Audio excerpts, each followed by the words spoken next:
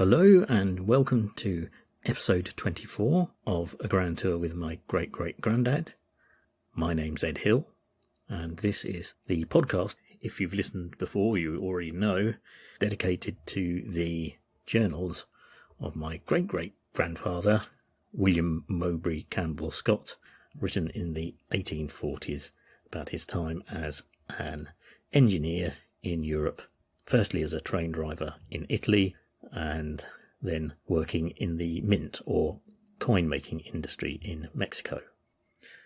I would say mint or coin-making industry because I've never really know if people know when you refer to something as the mint, if you immediately realise what I'm talking about, rather than the sweets or confectionery, as it might be termed. If you are tuning in again, thanks very much. It's great to have you back, and thanks for doing so. It is greatly appreciated. I hope it's not been too long since the last episode, but hopefully you're still happy to tune in. Just to explain where we are in the journals and where we are in the podcasts. The last episode began by William actually describing how he carries out the first trial on one of the steam engines that's been exported from the UK in Milan. So he's there and there's a lot of people around. I think he says 20 to 30,000 people turned up just to see this trial. So it's not even the actual opening, it's literally just the first time he runs the train on a bit of track in Milan. So it opens with that episode, and then he went on to describe Monza, which is where the train's destination is, because it goes from Milan to Monza. It's about 10 miles distance. And so we'd got to a point where we was about halfway describing Monza, but that seemed a good point to finish the last episode. So this episode will begin by him finishing off describing Monza and then going back to Milan and commenting on a number of other things. It does actually finally finish with him describing the actual proper grand opening of the railway, which was on August the 17th, 1840. So that's the actual official grand opening day. And at the end of this next episode, you will hear him doing that.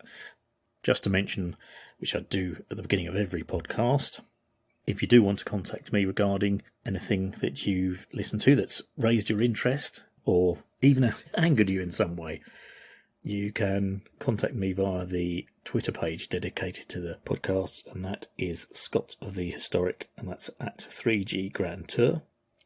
There's also a YouTube channel, so if you Google that in the YouTube search engine, that should come up.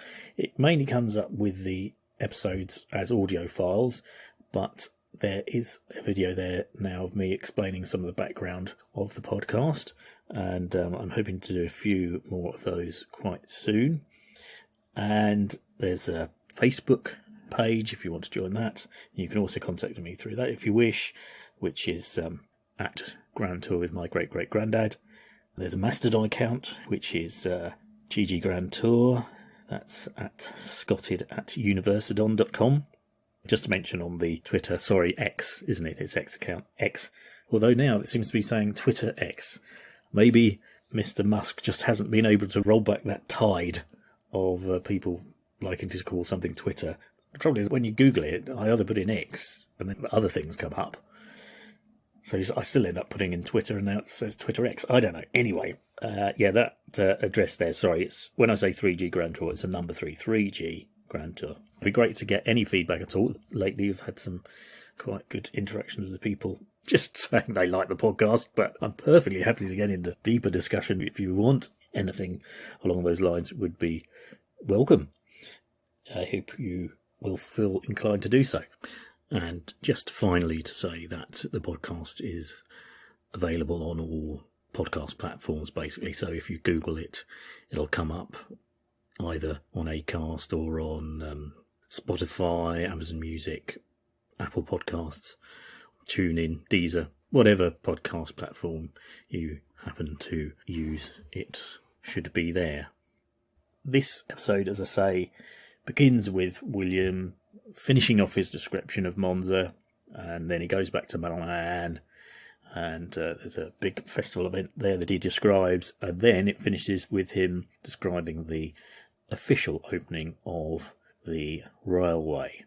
By this time, there are 2 engines that are ready to take to the track. The Lombarda and the Milano, both built by J.G. Rennie of London.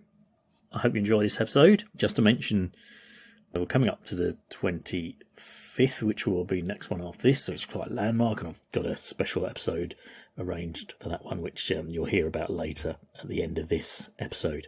Let's kick off with William describing the sort of gardens, public plantations, I suppose you'd call it, public gardens of Monza.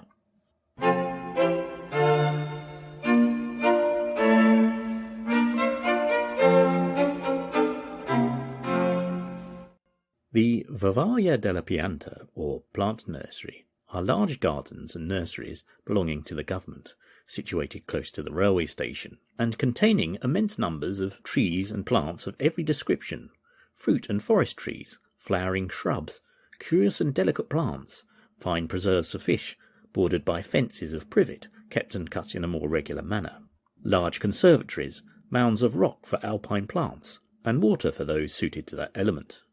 The whole kept in such a clean and exact order as to excite universal approbation, and to well repay a long and careful visit. The city of Monza is nearly circular in form, and was formerly walled around, with fortified towers at intervals. There was at one period 8 gates, but they have all disappeared except 2. One of them is still a respectable edifice of ancient days. Only a small portion of the wall is left standing. A gravel terrace runs along it, bordered by trees, and is a favourite resort of the Monzonians in fine weather. Monza is a place much frequented by the peasantry of the neighbourhood on Sundays and festivals, and you may frequently see them, on those days, passing along the streets in large droves, telling their beads and chanting over their prayers as they arrive from and depart to their respective villages. A great quantity of silk is also raised in this neighbourhood, and some small quantity is manufactured here, as well as a considerable quantity of coarse woolen yarn, peasants' hats, gloves and stockings.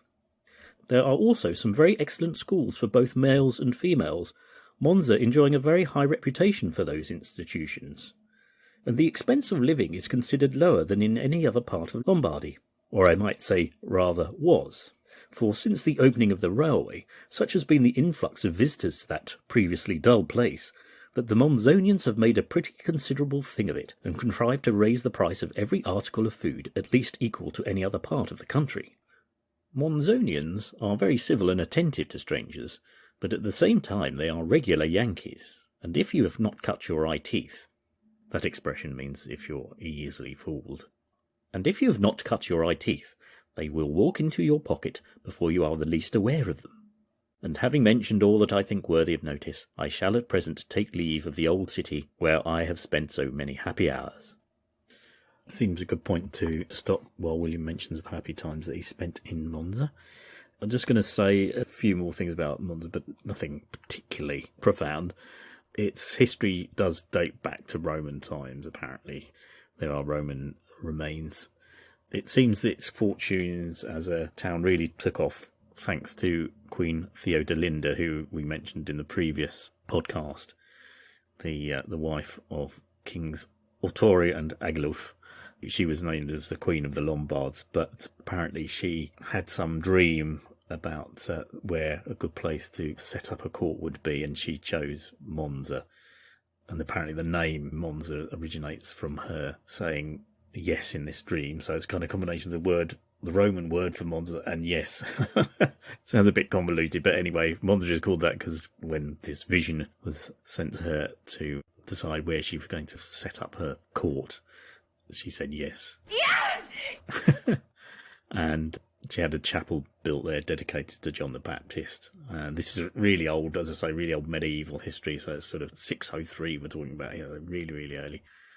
And basically, it was quite an important location geographically because it's on the River Lambro and stuff like that, but it's still quite close to Milan, and over the years there were these rivalries between Milan and Monza. Sometimes Monza had more independence from Milan, and sometimes it didn't. But it did become, this is dating back to the 12th century, Frederick I Barbarossa. He was crowned King of Italy in Monza, and that bolstered its importance in the region, in the Lombardy region, I suppose it would be. And William mentions these walls of Milan, and I think even in his time, Monza was undergoing a lot of change, and the medieval walls had already been demolished, as William mentions. I think he mentions there's a bit remaining. I think that might be what's called the Porta d'Agrate, which was a medieval bit there. I'm not even sure that's still there. I can't find a modern reference to it. There's a picture of it in the 19th century, but I'm not even sure that's there. But I think that might be the existing bit of the walls that he's talking about that was still around in his time. Funny enough, the coming of the railway has quite an impact on Monza, as William mentions, and it becomes more and more industrial. And William mentions the textile trade as being quite important, with hats being made and cloth. And it's still actually an important part of its economy today. So that it has a very long history of being involved in the textiles and clothes making trade, dating right back to, I suppose you could say, almost medieval time. Again, that may well be because of its location, and apparently silk was grown there a lot. Is silk grown? I don't know. It's silkworms, isn't it? Is it grown, or is it does it evolve? I don't know. I'll have to look into more detail about how silkworms actually make silk. But apparently silk was an important material that was produced in Monza as well. Silk is mainly produced by the silkworm, which is the larva of the silk moth, scientifically referred to as Bombyx mori. The process of silk production is known as sericulture. It typically starts from cultivating silkworms on mulberry leaves. For 1 kilogram of silk to be produced, 3,000 silkworms must feed on 104 kilograms of mulberry leaves. After feeding, the female silkworm lays 300 to 400 eggs and insulates them on the leaves of the mulberry tree. Harvesting of silk begins at the stage when the worm starts pupating and spinning its cocoon. To ensure that quality fibre is produced, the silkworm cocoons are dissolved in boiling water. The worms are killed by the heat, and the hot water enables the extraction of long fibres. The cocoon is made of raw silk thread of about 1,000 to 3,000 feet long and 0.0004 inches in diameter. Because the process of extracting silk from the cocoon involves killing the larva, sericulture has attracted criticism from animal rights activists. William mentions this garden nursery. I think that's now all part of what is this great big park of Monza, which also includes the villa, which is the Grand Palace, which is this huge public park there. It's one of the biggest in Europe. I think it's bigger than Hyde Park, bigger than parks in Paris. But it's a very substantial park and very popular destination for people to go to in the city. This term that William talks about, they're regular Yankees who will dip in. Basically, he's saying they'll fleece you for money if they can get away with it, is what he's saying. And he uses this term, they're regular Yankees. Obviously, there's the geographical reference of what a Yankee person is, particularly being kind of the Northern American person. But also, it became, in William's time, a term for what's the word I'm looking for? Sassy, entrepreneurial, clever, slightly tricksy of individual. So Will uses this term Yankee to convey that impression of someone who's perhaps a bit untrustworthy, uses their guile to make money, that kind of thing. So what's the dictionary definition here? Sorry. Yeah, so here's a quote from an Urban Dictionary about the word Yankee. The characteristics often associated with a stereotypical Yankee are shrewdness, thrift, craftiness, rudeness, arrogance, and loudness. Now, as a British person, we often use the term Yank in a slightly derogatory way. So William is probably, I suppose, using it in that sense. But added to this is this extra dimension of being thrifty and crafty and shrewd. So it's not just the objectionable loudness of their voices, their arrogance and rudeness. Incidentally, if you want to know the Cockney rhyming slang for Yank, it's septic, because it's septic tank Yank. The reason I've gone on quite a lot about this is because he does use it quite often in the journals with this meaning in mind. So when you hear him say it, it's more often than not meant in this slightly derogatory term, but also with this element of being crafty. Just reading here, its actually origins very much come from Southern Americans referring to North Americans. Abroad, we would probably I think it says Canadians, Australians, British people would refer to all Americans as Yanks, but if you're an American from the South, you probably take objection to that. Civil War battle lines run deep. Back to the journal.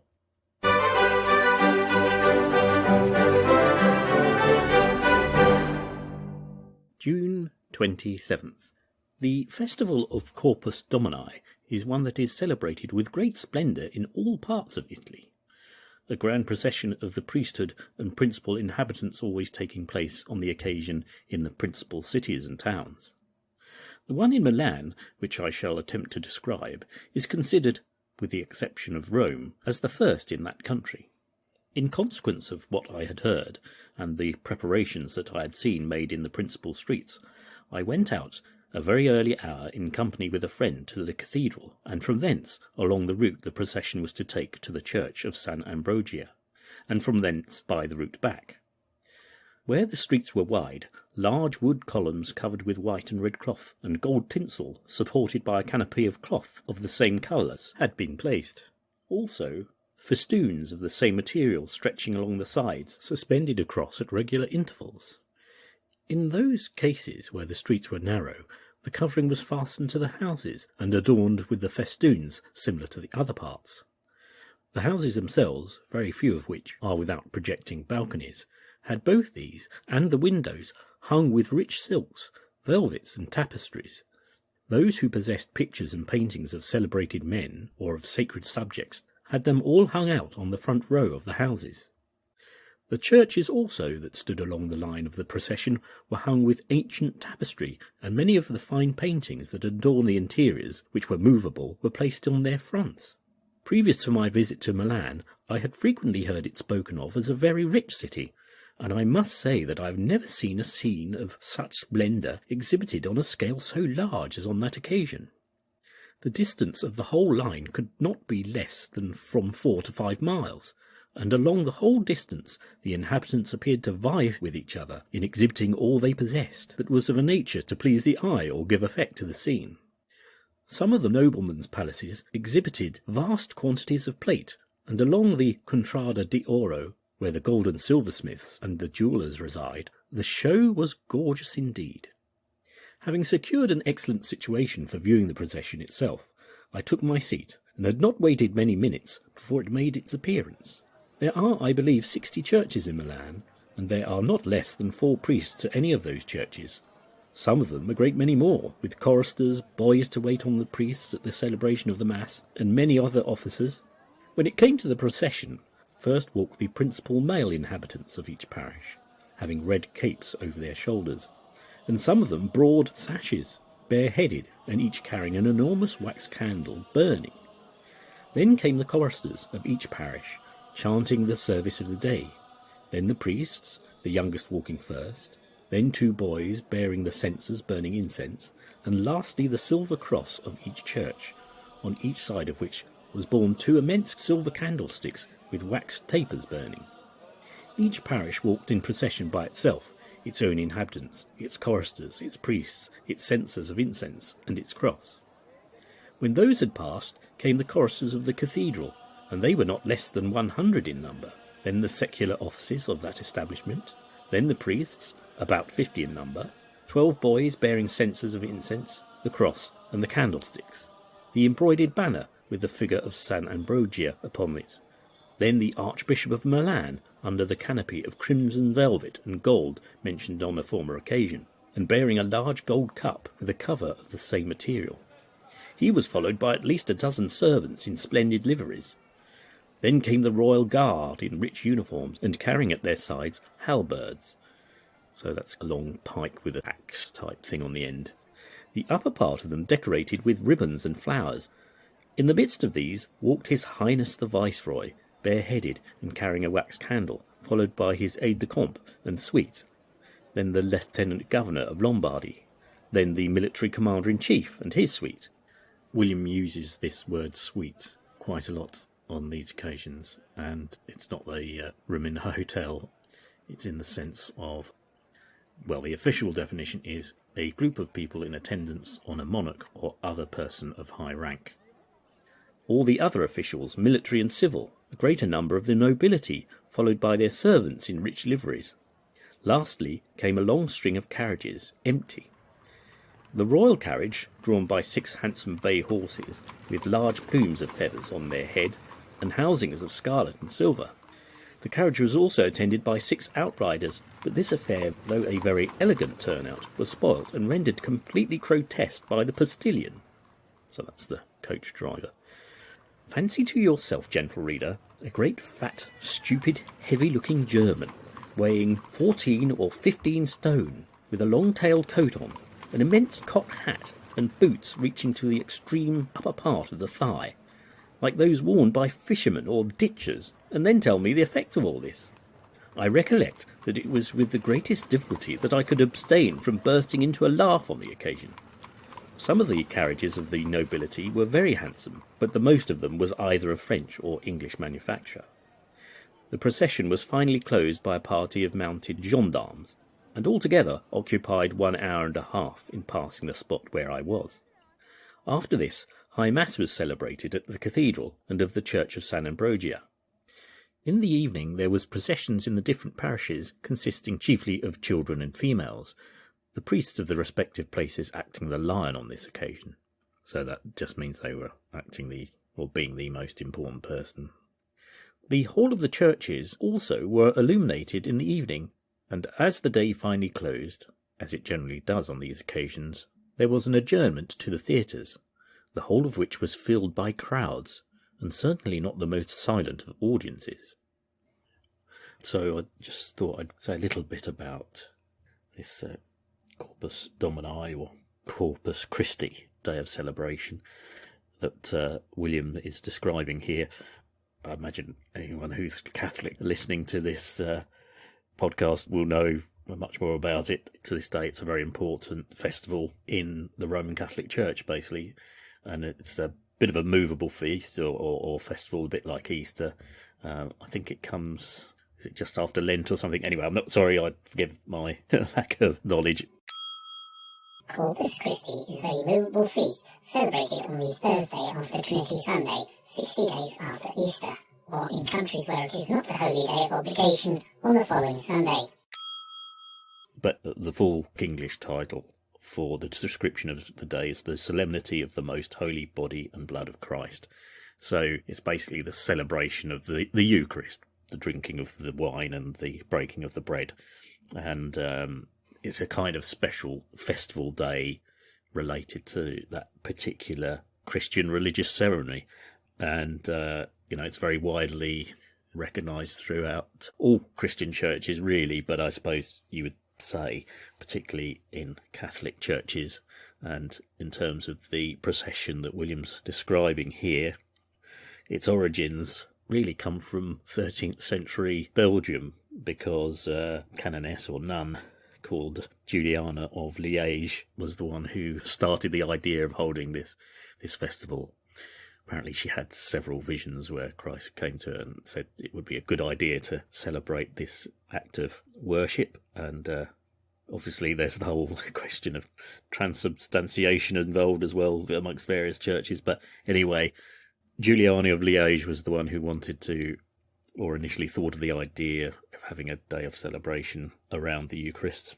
And she had this vision of Christ over several years, I think, telling her that she should be doing this. And apparently she also had one where she saw a sort of vision of the full moon, but within that full moon there was a sort of dark patch, and that marked the lack of a celebration day in the lunar hole image that she was seeing. So the lack of solemnity. So solemnity is another way of saying a festival.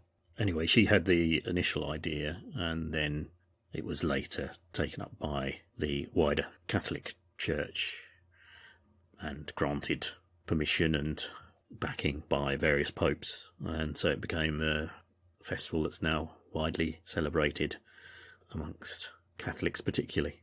And as William's describing it, I think you would call it the folk tradition of hanging stuff on the outside of your houses. Seems to have been something that developed as part of this celebration. and flags and banners and things like this, which is obviously very much what William's describing here in Milan. So that's basically it, other than he has this particular thing about this poor German postilion who he seems to particularly mark out for his attire and his hilarious garb, which, I don't know, it seems a bit unfair because describe him as a big fat German on top of this carriage, because from what I can see, his description of the sort of dress that postilions wore, things like these great big high above the knee boots, thigh high boots, is that word? Thigh high boots? I don't know. Don't hear the word thigh high, do you? Knee high, ankle high, thigh high. Anyway, these very long boots, a bit like waders as he describes them, that fishermen would wear. Or ditchers. I might look up what a ditcher was. I can imagine what a ditcher was. Probably someone who dug ditches and they were wet and muddy, so they had big boots. But from what I can see, generally, of the attire that postilions wear, I've got an illustration of an English postilion, which is a sort of caricature, and, well, he looks quite similar to the one that William's describing here. So, singling out the German. An early example of anti-German sentiment there from William, I don't know. So basically that's it. Corpus Christi, or Corpus Domini, as William refers to it. It's this very big celebration day that's still very widely celebrated, particularly in terms of processions and things in Catholic countries to the day. I suppose, being an Anglican or Protestant middle-class person, he was a bit less aware of it in that time, but it is celebrated in the Anglican Church, obviously not perhaps to the degree that it is in the Roman Catholic Church, but there we are. Obviously it's the splendour of the day, and it does sound like it was a very rich and colourful scene, which William's describing.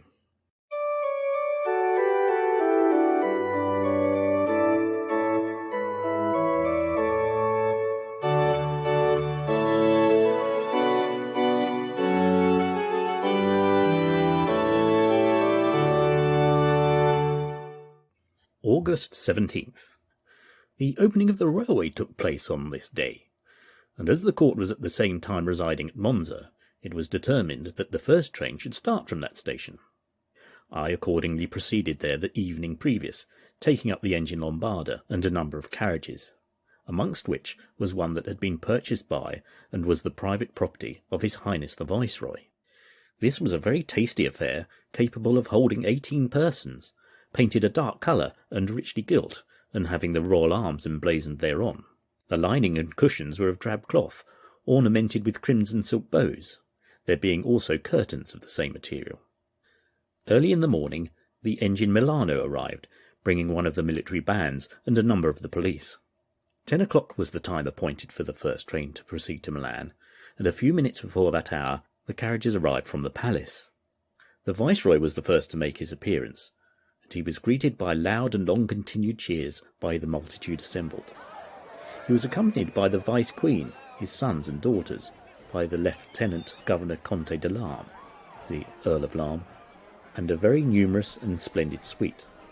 The Bishop of Monza and a great number of the clergy had previously arrived to receive the royal party and pronounce the customary benediction in this country on all undertakings of a similar nature.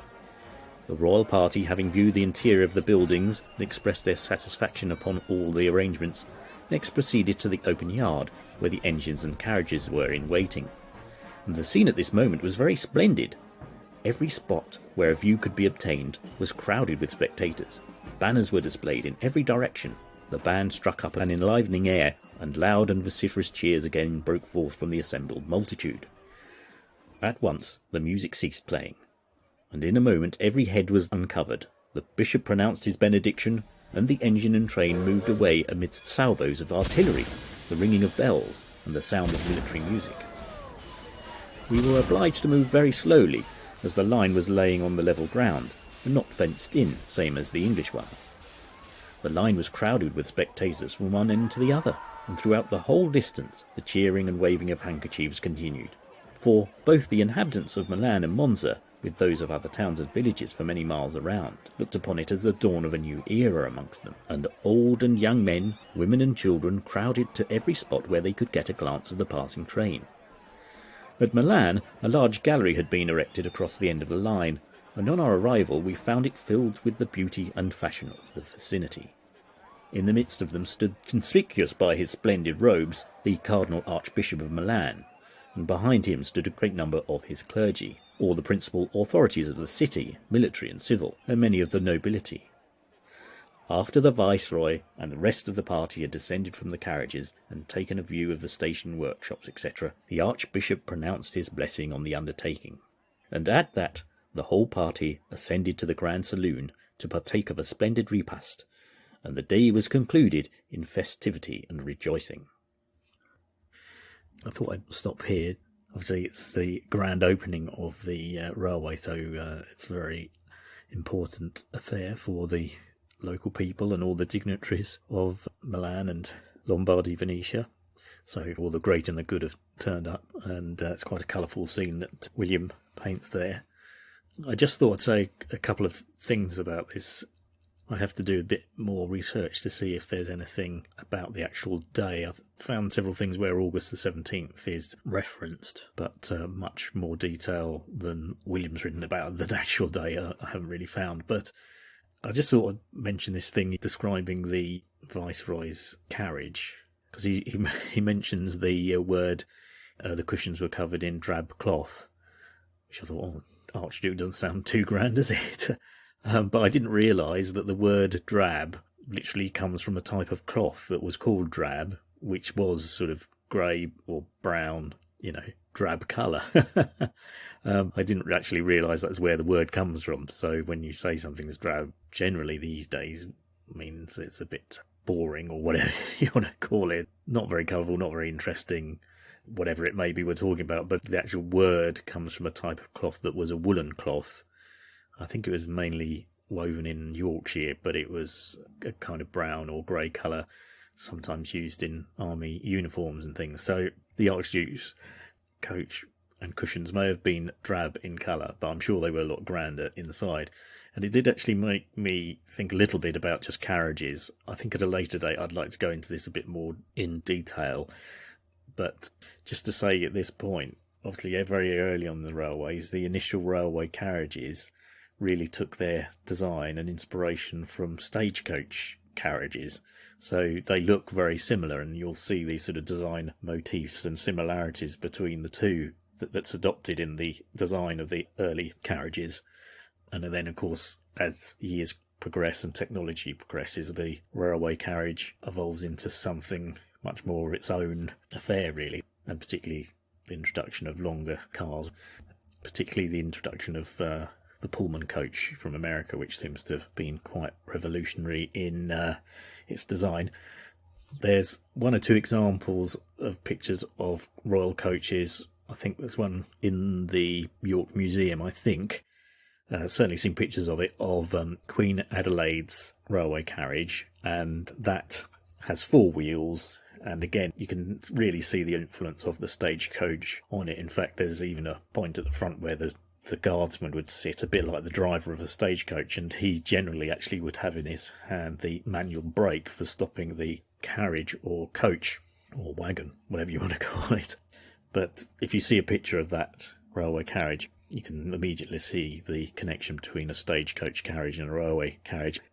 Queen Adelaide, she was the first member of the British royal family to travel on a railway. That was in 1842, and this coach was made by I think it's the Midland Railway, especially for her, the London and Midland Railway. Queen Adelaide had been the wife of William IV, but by this time he had died, and Queen Victoria was now on the throne. She was described as the Queen Dowager, but, she was still a well-respected member of the royal family. And then I think Queen Victoria herself travels on a railway a couple of years later, but apparently she wasn't a particularly keen fan of railways. Coming back to the Milan-Monza line and the railway there when it first opened, I've got an illustration of the train that I think was drawn around the time, and it does show this combination of open-top carriages with people just sitting in them and closed carriages. And interestingly, there's a third one, which is almost like a kind of double-decker. These are all four-wheel carriages, but on this last one, I think it's the last one in the picture, on the train, there's the main carriage and then a similar coach-type seating area and shape above it, directly sitting on top of it. So I don't know whether that was somewhere for guards to sit, or because I kind of think, how would they have accessed it? I suppose there might have been a little ladder. It's kind of little, almost like a little pod thing sitting on top of the, I imagine, first-class carriage, which is the last in the line of, I think there's 4 carriages pictured in it. A lot of these illustrations I'll put up on the Twitter page, etc., so you can see them.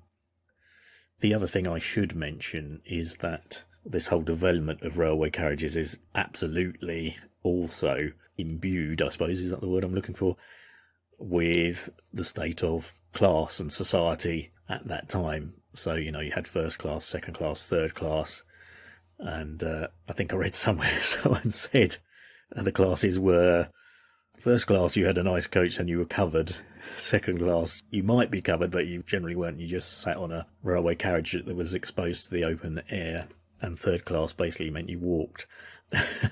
But the railway carriage in those early days, of course, they were mainly wooden framed. They didn't have particularly good suspension or any suspension, so they were pretty rickety affairs. I've even read somewhere, whether this was actually proven, I don't know, but it was practice to sit the passengers, the second class passengers, close to the engine and third class passengers in case there was an explosion, and it was all right if they got killed. And the higher members of society sat in the more comfortable coaches further away from the engine, which were A, safer if the engine did blow up, and B, a bit more comfortable because they were further away from the engine and a bit less rackety. Later on in the journals, William talks a bit more about the passengers, so I think that would be a good point to say a bit more about this. But obviously it's a fantastic day, and we've seen in the previous episode, a lot of people turned up for just the trials of the train, but this was the actual official opening, so of course it was a much grander affair.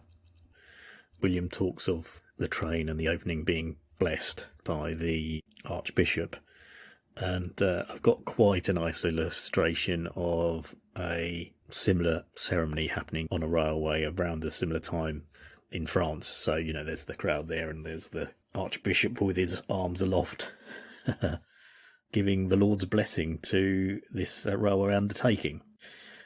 I suppose like a ship or aircraft, sometimes, you know, certainly ships, God bless her and all who sail in her, and undoubtedly the same would apply to trains of that era as well. I think maybe given, some of the safety issues around them, you certainly probably had to say a little bit of a prayer before you got on one to make sure you got off at the other end okay.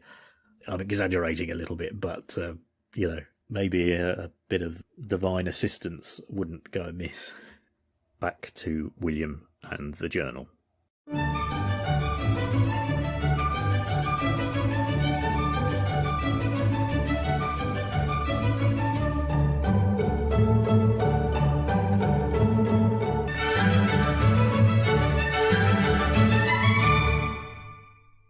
I shall now endeavour to give a short sketch of this railway, the first that was projected and executed in Italy. As I've mentioned several times before in the podcast, it wasn't actually the first railway in Italy, it was the second one. There was one that was built from Porcini to Naples, slightly shorter I think, but that was about a year before that was opened, but obviously William wasn't to know that at this time.